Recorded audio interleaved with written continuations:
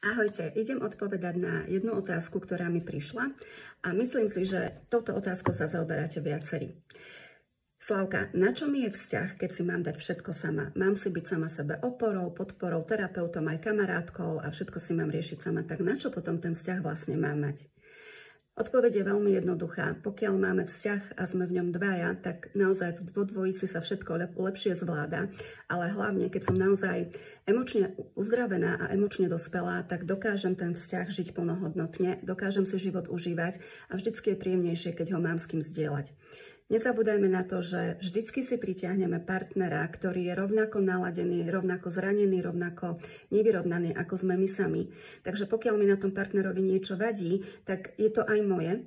A pokiaľ ja to v sebe vyrieším väčšinou, nie vždy, ale väčšinou sa to uvoľní aj u neho a my naozaj potom z tej energie môžeme vytvárať plnohodnotný, pekný vzťah.